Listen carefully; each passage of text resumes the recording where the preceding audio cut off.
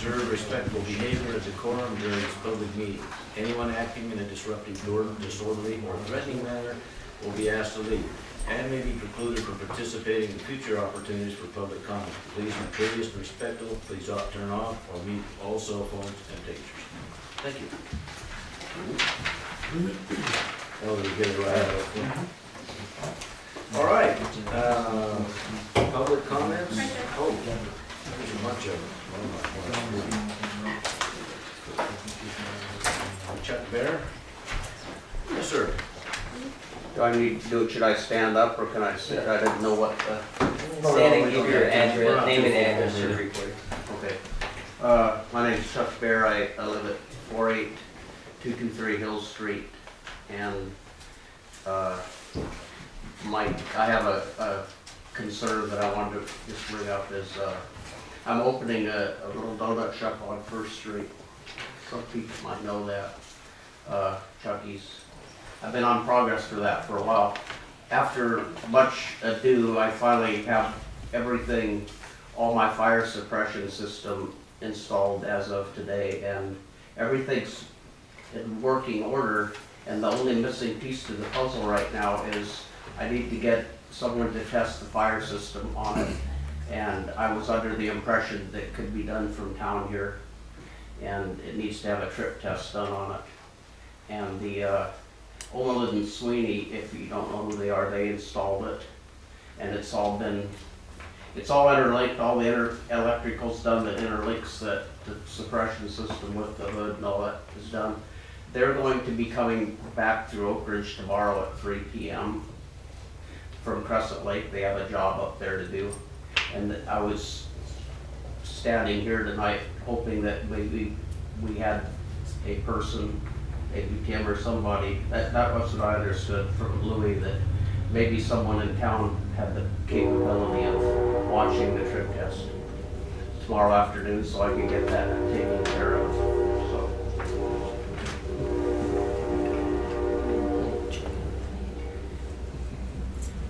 The trip test is done by, that's actually hired out by you, and they provide us with the results of that test. Doesn't someone have to witness that test? They fire Mark, who I was under the impression someone independent of them had to witness the trip test. Usually the trip test is done by the installer. And so I don't need do I need a fire person to get this done then? No. They'll provide that to the state fire marshal, they forward it back to us. So the state fire marshal will rely on their test, they don't have to come up here or anything? That's my understanding. You're good with that? Well, I just want to make sure I get my ducks in a row because I've run into a few hurdles here that set me back, and I don't want to get something out of order again because I'd really like to make a donut.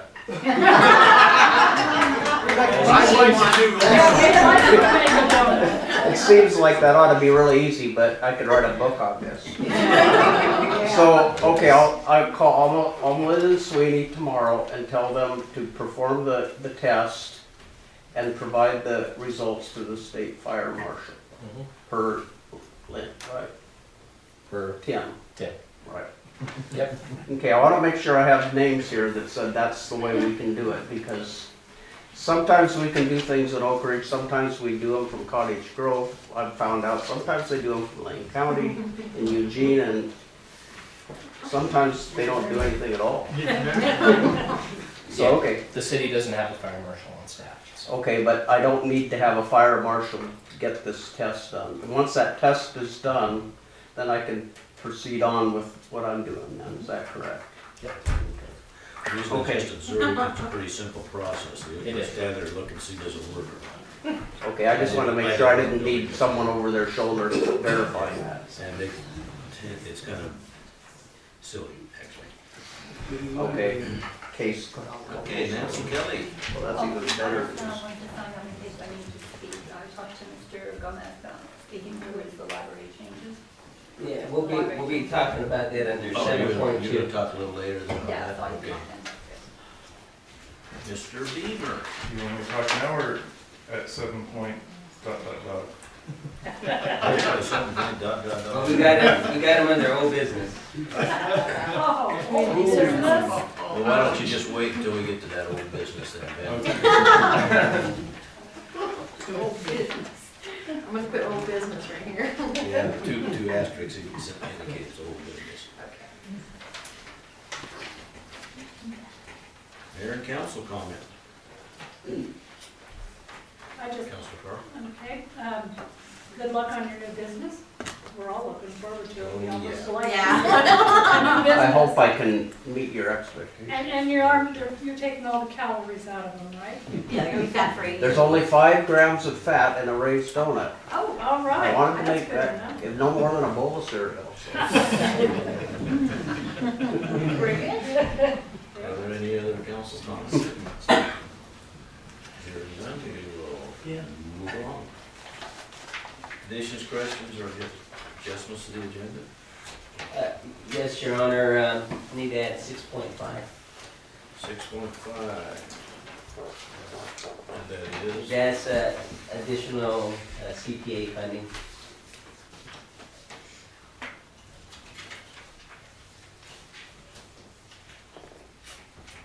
Okay. Any other changes? No, Your Honor. Hearing none, move on to 5.0 consent agenda, minutes. Mr. Mayor, I move to approve the consent agenda. I just found one correction. And it is on page 3, under 6.3, the 1, 2, 3, 4th paragraph down. Says there are 2 key things. One is finishing the home Woodstove replacement program, and the other is, I think it's supposed to be to improve the curtailment effectiveness on residents. Okay. Scrivener correction. Any other corrections to the minutes? Okay. Was there did you make a motion on that? I did. And who seconded it? Awesome. Amy, Councilor Kordowski second. All right. Any further discussion on that? Hearing none, call for the vote. Mayor Short, Aye. Councilor Baszler. Councilor Callahan, Aye. Councilor Clark, Aye. Councilor Kordowski. Oops, almost. What do you think? 1, 2, 3, 4. Oh, there's 5. Son of a gun, I was counting on my fingers and counted up 4. As far as I can tell, it still passes. Hey, if I didn't make it legal, I would be something wrong. You just like dinging that thing. I'm not gonna gavel now. Okay, 6.0 administrative services, city administrator's report. Okay, first and foremost, the Atherton property, Ken Jones, our attorney of record, is in fact in process from the last meeting where we signed off so that he would be our representative. It has been recorded with the county, and so he is in fact started the foreclosure process on Atherton. As far as the surety bond piece, I'm still compiling potential losses, okay, and these past couple of weeks, we've been dedicating to the audit, so I didn't get to put as much time on it as I wanted to. We had a meeting with our, Councilor Fortune and I had a meeting with our risk manager from our insurance company, City County Insurance, and basically, they said that overall, our losses over the past 10 years, and unfortunately, the one in '09 was pretty big, but overall, over the past 10 years have been pretty minimal. So they're pretty happy with the city overall in regards to losses, claims, and those kind of things. So that was kind of good to hear. And then tomorrow, I have some graduate students coming from the U of O, and this is in regards to that resolution from 2010, where we're talking about total maximum daily load, which is basically the clean sewer that we put in the river. And so they'll be working with me and Jackie to basically get us trained up and more efficient in that area. So I think that'll be beneficial to the city, so. What, Louis, repeat that last sentence. Yeah. What are they gonna do? They're gonna assist us, basically try to get our effluent, what we push into the river, teach us how to try to get it cleaner, okay? For example, different programs to keep different items like, come on, dog feces, those kind of things from running into the water and those kind of things. So they give you, Methods. right, give us different methods to deter those kind of things from going into the storm water and those kind of things. So Thank you. that's all I had, Ron. Alrighty.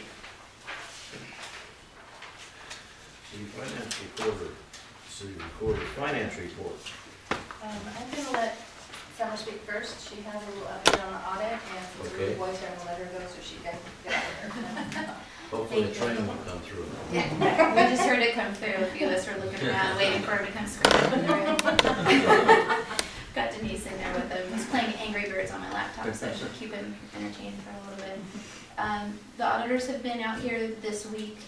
We've been working some long hours to prepare for them and to get them through their audit procedures. It's been going really well. As we all knew, there were some significant financial issues from the last fiscal year that we needed to work through. Those were identified before the auditors got here, so we've been able to address them to the extent possible before they got here. We were able to work through those with them over the course of the week. We'll have an exit meeting tomorrow, but at this point, they haven't brought any significant findings to my attention through the audit. They are looking at internal controls, and I'm expecting that they'll have some recommendations for us, which is great. You hope to get those out of an audit there are always things that you can do to improve an organization, so we'll be looking forward to seeing some of those internal control type recommendations, but it's going very smoothly, and I'm excited about it. We're still on track to get it issued by December 31st. That's been the plan and continues to be on track, so don't see any reason at this point why that shouldn't happen. Great, thanks. I put the printout from the cash position on in front of you for the meeting, and also last month's statement from the LGFE, which gives you the ins and outs and interest that was earned, so it's up to date on that. This cash report is actually through the 13th. Yesterday, I'm very happy to report we did have a deposit put into our account from Lane County of approximately $56,000. That was taxes for the first installment for the taxes, so that bumped it up. That has been recorded, the journal entry into the GL for that. With the auditors here, I was unable to finish up what I was doing this morning because by the time that I was to that point and on top of summer, they were coming in with lists of more things for me to pull for them. The audit seems, as Summer said, seems to be going fairly well. They are asking a tremendous amount of information from us. One of the things that happened in this week that we have not anticipated is that they needed to do a single audit, which means it's a good thing and a bad thing. It's a good thing. It means we brought in enough fund money to the city, which helps the city build and do things. But when you go over a certain amount of funding in a year's time, they will do a single audit, which means they pick the library and they're going to go through it. They're asking for more documentation, talking about that. And again, that's a good and a bad thing. It takes more time. They're going to charge us more to do that. It took a lot more work on Summer's part to put that together, but it does give them a chance to take a look at that. And that brings me to 6.5, that we have met a lot of the benchmarks. Yeah. Your Honor, are you okay with segueing into 6.5? It kind of ties in with this, and unless you want to wait, it's I'm okay with it. Are y'all That's okay? fine. I was gonna say that if you have any questions for Summer before she leaves, you can ask them. Go ahead. Her funding kind of runs out with these extra hours that we're putting in. And we have identified a few other issues. The email from Summer to me kind of outlines some of the issues that we've ran into as we have been going through this fiscal year and fixing and finding and uncovering a lot of things. What we're asking is, as you know, in July, we had an estimate of what it would take to get us to the point of the audit. And we've met those benchmarks. We did the restructure on the accounting system. We've implemented a number of procedures, including the daily cash balancing, which means we're looking at the bank account and we're entering into the system on a daily basis, just like the Lane County tax that we received. It was entered into the system. Today, I pulled yesterday's bank, looked at it, so everything that hit yesterday went in today. So we're doing that balancing to keep it up and to keep us moving forward and give us a better idea of where our cash position is. We have identified some things within the payroll system. One of the things included was the OIT. There was some, I'm going to go ahead and say some major issues with that, stemming way back to 1993.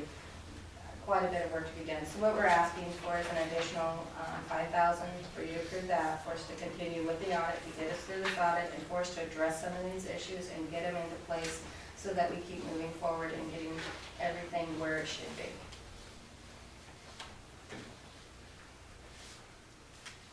Is there a motion?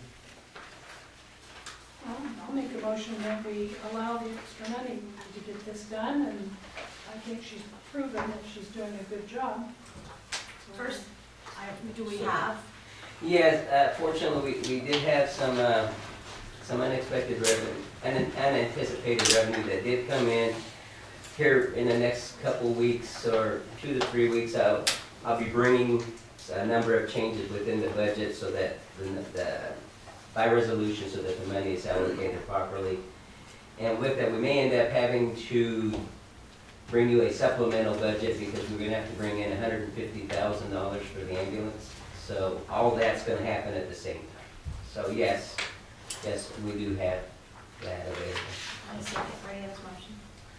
Moved by Council Clark, second by Councilor Kowalski, that we approve the $5,000.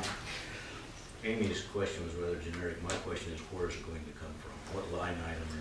Where are you taking it from? Well, right now, I have it in miscellaneous income, and I'll be bringing it into, the, basically the auditor line, that the, The auditor line item. We'll second that more.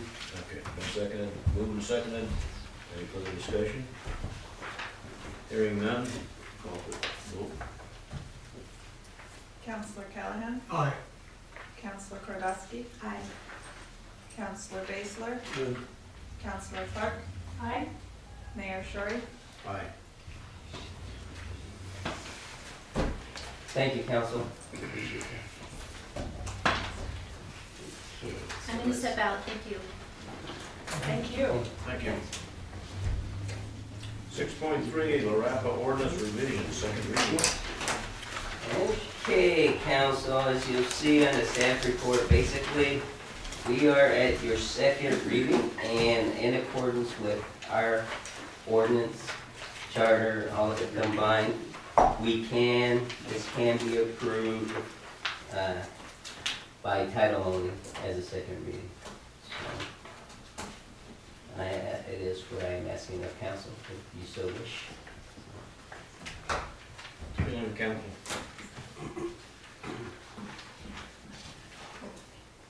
It's pretty simple if you read it by title only. Two lines. And this is the same thing that was presented at the last meeting, correct? That's So correct. There are no changes? No or anything? changes, Your Honor. Yeah.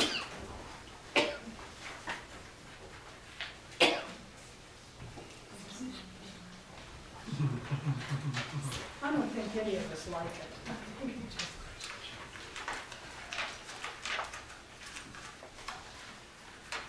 It's really not something we have a choice, we have to do, right? Yeah. So, The thing about this thing is that it's, If we can meet compliance by 2014, I think it is, 2015.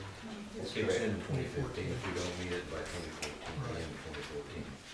So we got some time to try and meet it. I'm not exactly sure where, I never did, and maybe somebody can tell me, I never did get where we were now in the scheme of things as far as what we are currently doing, so that I don't know whether we're gonna meet it or not meet it. Well, I remember him saying that, oh, we're doing a whole heck of a lot better than a lot of places, but because we've been pushed into the non-attainment area, we have to jump through the hoops. Yeah. And the only thing I don't like about the ordinance is fines of up to $500 if a stove isn't meeting the standard. I have a real problem dinging our citizens when they're just trying to keep themselves warm during the winter. That's right. And it just rankles me too bad for that one.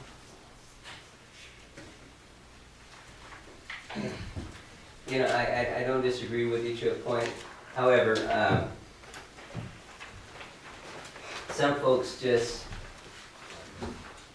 damper down or use green wood. So I think the issue here, and I think a lot of people know, is I was against this 10 years ago. So, and however, from the standpoint of, I guess we need to try and help our citizens. If that means getting them tarps, or that means helping them get some dry wood, so be it, you know. I believe that the judge would be more than fair, okay, in regards to any fines. I Have feel, we ever cited anyone yet? no. I don't think. So I feel very confident that if we do cite somebody, that the judge will use some common sense, and I don't believe that you will see anything ridiculous like that. And when I spoke with the judge about this, what he said was that he would be willing to do some diversion stuff. Like, for example, okay, Mr. Smith, you're here. Okay, here's what I need you to do. You need to try and correct this issue. I'll give you 60 days. You correct the issue, all this goes away. So the judge does not have any issue with using some kind of a carrot and a stick, so to speak. Okay. And without having to hit folks with huge fines. Well, yeah, these guys got, I don't know, electric heat in the house, you know, in the school, and you got this thing up in there, what are you gonna do? They can get away with it. They get away If with it. it's an Yeah, resource. if they're burning clean, you know, it's not an issue. If they're burning clean and it's a red day, and they can come and get an exemption, yes. Yeah, that's built in here. Yeah, Just for that day? Or just- No, it's for, yeah, period. for the But whole. they'd have to get the exemption every year. It's Correct. that ordinance. That'll still be in effect, in other words, but- Yeah. Yes, all of that is still in effect. You know, the way I read this is more than anything, is the EPA is forcing us to have a backup plan. Okay, is how I read it, okay? And yes, I guess I did say the EPA is forcing us to, and it's a fact. So, I mean, it's a fact, they are. But as far as the enforcement piece, I feel confident that the police department will be fair, and I also feel confident that the judge will be fair.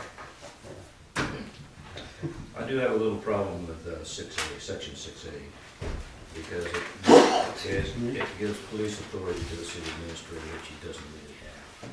City administrator may impose upon a violator or any other person charged with administrative penalty not more than $500. That's police stuff to me. It should be the police department that does that, not the city administrator. So where are you at, 6 what? Page 8, 6A, under enforcement.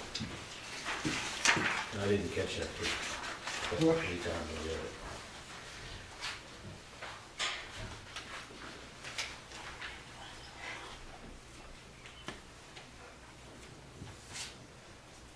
It should be the code enforcement officer. Well, I think, no, I think that, Well, all the officers. or we could go, the city administrator designee would probably fix that.